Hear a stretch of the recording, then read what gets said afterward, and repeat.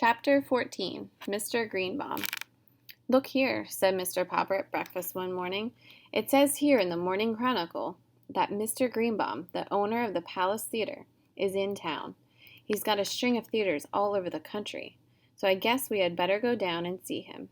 That evening, it was Saturday, the 29th of January, the Popper family and their 12 trained penguins, 2 of them carrying flags in their beaks, left the house to find the Palace Theater. The penguins were now so well trained that Mr. Popper decided that it was not necessary to keep them on leashes. Indeed, they walked to the bus line very nicely in the following line of march: Mr. Popper, Greta, Captain Cook, Columbus, Victoria, Nelson, Jenny, Mrs. Popper, Magellan, Adelina, Bill Popper, Janie Popper, Scott, Isabella, Ferdinand, Louisa. The bus stopped at the corner, and before the astonished driver could protest, they had all climbed on, and the bus was on its way. "Do I pay half fare for the birds, or do they go free?" asked Mr. Popper. "Janie goes half fare, but I'm 10, said Bill. "Hush," said Mrs. Popper, as she and the children found their seats. The penguins followed in an orderly fashion. "Say, mister," said the driver, "where do you think you're going with that exhibit?" "Downtown," said Mr. Popper. "Here, let's call it 50 cents, and let it go at that." "To tell the truth, I lost count when they went past me," said the driver. "It's a trained penguin act," explained Mr. Popper. "Are they really birds?" asked the driver. "Oh, yes," said Mr. Popper. "I'm just taking them down to the palace to interview Mr. Greenbaum, the big theater owner." "Well, if I hear any complaints, off they go at the next corner," said the driver. "Fair enough," said Mr. Popper, who wanted to ask for transfers in that case, but decided to let well enough alone. The penguins were behaving very well. They were sitting quietly 2 in a seat, while the other passengers looked on.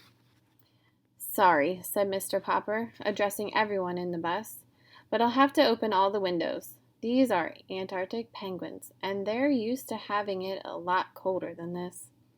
It took Mr. Popper quite a while to open the windows, which were stuck fast. When he had succeeded, there were plenty of remarks from the other passengers. Many of them began to complain to the driver, who told Mr. Popper to take his birds off the bus. He had to repeat this several times. Finally, he refused to take the bus any farther until Mr. Popper got off. By this time, however, the bus had got so far downtown that none of them minded having to get out into the street. Only a block ahead of them shone the lights of the Palace Theater. "Hello," said the theater manager, as the Poppers and the penguins trooped past him. "Sure, Mr. Greenbaum's here in my office.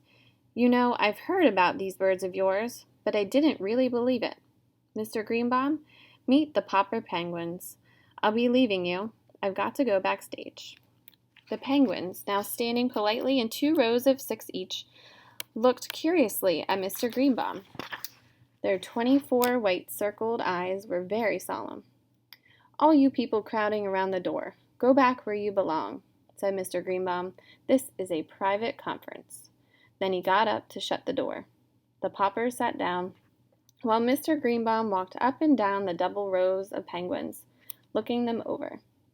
"It looks like an act," he said. "Oh, it's an act, all right," said Mr. Popper. "It's Popper's Performing Penguins. First time on any stage. Direct from the South Pole. He and Mrs. Popper had thought up this name for the act." "Couldn't we call them Popper's Pink-Toed Penguins?" asked Mr. Greenbaum. Mr. Popper thought for a moment. "No," he said, "I'm afraid we couldn't. That sounds too much like chorus girls or ballet dancers, and these birds are pretty serious.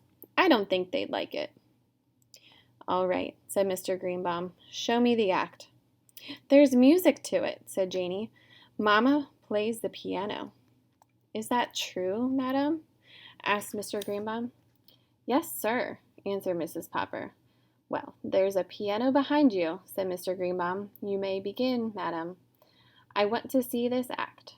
If it's any good, you people have come to the right place. I've got theaters from coast to coast. But first, let's see your penguins perform. Ready, madam?"